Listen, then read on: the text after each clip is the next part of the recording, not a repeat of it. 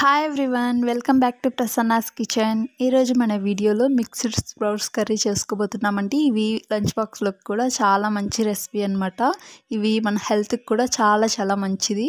ఈ కర్రీని మనం చాలా తక్కువ టైంలో తక్కువ మసాలా యూజ్ చేసుకుని ఎలా చేయాలో చూద్దాం రండి. ముందుగా పప్పులను అయితే తీసుకోవాలి. మీకు ఇష్టమైన కొన్ని పప్పులను తీసుకుని నేను ఇక్కడ బఠానీలు, తర్వాత మొలకలు వచ్చిన శనగపప్పు, తర్వాత మొలకలు వచ్చిన ఉలవలు తీసుకోండి.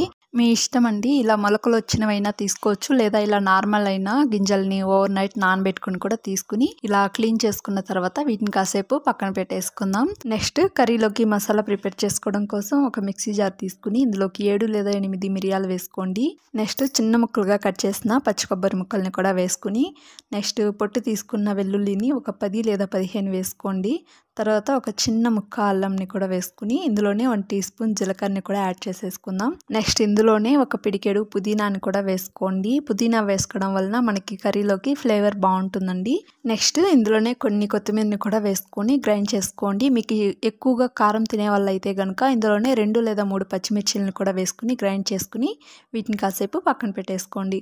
నెక్స్ట్ స్టవ్ ఆన్ చేసి స్టవ్ మీద కడాయి పెట్టుకుని అందులో 2 టేబుల్ స్పూన్ల ఆయిల్ వేసి, ఆయిల్ బాగా హీట్ అయిన తర్వాత ఇందులో 1 టీ స్పూన్ ఆవాలు, 1 టీ స్పూన్ జీలకర్రని కూడా వేసుకుని, ఇప్పుడు ఈ ఆవాలు జీలకర్ర బాగా వేగిన తర్వాత 1 నిమిషం పాటు ఇలా కలుపుకొని, ఇప్పుడు ఇందులోనే సన్నగా కట్ చేసిన ఉల్లిపాయ ముక్కలను వేసుకోండి. అందులోనే కొన్ని కరివేపాకును కూడా వేసుకుని, ఇప్పుడు ఉల్లిపాయలని 1 నిమిషం పాటు మీడియం ఫ్లేమ్లోనే ఇలా కలుపుకున్న తర్వాత ఇందులోకి సన్నగా కట్ చేసుకుని తీసుకున్న టమాటోల ముక్కల్ని కూడా వేసేసుకోండి.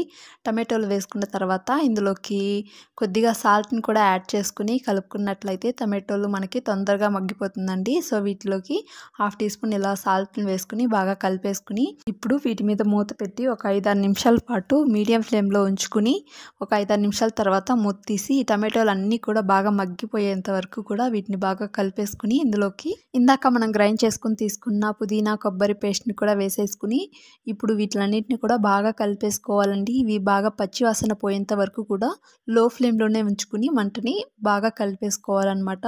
గ్రేవీ ఎక్కువగా కావాలనుకునే వాళ్ళైతే కనుక ఇందాక మనం మిక్సీ పట్టుకున్నాం కదా మసాలాలు, అందులోనే టమాటోల్ని కూడా వేసుకుని గ్రైండ్ చేసుకుని తీసుకోవచ్చు. మసాలాలన్నీ కూడా బాగా వేగిన తర్వాత 1 టీ స్పూన్ కారం, 1/2 టీ స్పూన్ పసుపు అండ్ అలానే 2 టీ స్పూన్ల ధనియా పౌడర్ని కూడా వేసుకుని, ఇప్పుడు వీటిని మసాలాలన్నిటికి కూడా బాగా పట్టే విధంగా కలిపేసుకోవాలి. మంటని లో ఫ్లేమ్లోనే ఉంచుకుని వీటినన్నింటినీ కూడా ఇలా 1 నిమిషం పాటు కలుపుకున్న తర్వాత ఇందాక మనం క్లీన్ చేసుకుని తీసుకున్న పప్పులన్నిటిని కూడా వేసేసుకోండి. వేసిన తర్వాత ఇందులోనే టేస్ట్కి సరిపడా సాల్ట్ని కూడా వేసుకోండి. ఇందాక మనం టమాటోలు వేయించుకునేటప్పుడు కూడా సాల్ట్ వేసాం కదండి, సో చూసుకుని వేసుకుని ఇప్పుడు ఈ పప్పులకి మసాలాలు బాగా పట్టే విధంగా బాగా కలిపేసుకోవాలి. ఇందులోకి బంగాళదుంపలు లేకపోతే వెజిటేబుల్స్ ఏవైనా కూడా వేసుకోవచ్చండి, మీ ఇష్టం. ఇప్పుడు ఇందులోకి మనకి కర్రీకి ఎంతైతే కావాలో అంత వాటర్ని తగినంతగా వేసేసుకుని, ఇప్పుడు ఇవన్నీ కూడా బాగా కలిసే విధంగా మిక్స్ చేసేసుకున్న తర్వాత వీటి మీద మూత పెట్టుకుంటూ తీస్తూ మధ్యలో బాగా కలుపుతూ ఉడికించుకోవాలండి. కుక్కర్లో పెట్టుకునే వాళ్ళు అయితే కనుక 2 విజిల్స్ పెట్టుకుంటే కరెక్ట్గా సరిపోతుంది. వీటిని ఒకసారి మూత తీసి బాగా కలిపేసుకోండి. చివరిగా కలుపుకున్న తర్వాత వీటిలోకి మీకు ఇష్టమైతే 1 టీ స్పూన్ గరం మసాలాని కూడా వేసుకుని, సన్నగా తరిగిన కొత్తిమీరని చల్లేసుకుని స్టవ్ ఆఫ్ చేసుకుని ఒకసారి మిక్స్ చేసుకుని పక్కకు తీసేసుకుంటే మనకి ఇంకా మిక్స్డ్ స్ప్రౌట్స్ కర్రీ రెడీ అయిపోయినట్టే అండి. ఈ కర్రీని మీరు కూడా ఒకసారి ఇంట్లో చేసి మీకు ఎలా వచ్చిందో కామెంట్ చేయండి. అండ్ అలానే ఈ వీడియో కనుక మీకు నచ్చినట్లయితే లైక్ చేసి, షేర్ చేసి, సబ్స్క్రైబ్ చేసుకుని పక్కనున్న బెల్ ఐకాన్ని క్లిక్ చేసి ఆల్ అనే ఆప్షన్ని యాక్టివేట్ చేసుకుంటే కనుక నేను పెట్టే ప్రతి వీడియోస్ నోటిఫికేషన్ ద్వారా మీ దాకా వస్తుంది. Thank you for watching.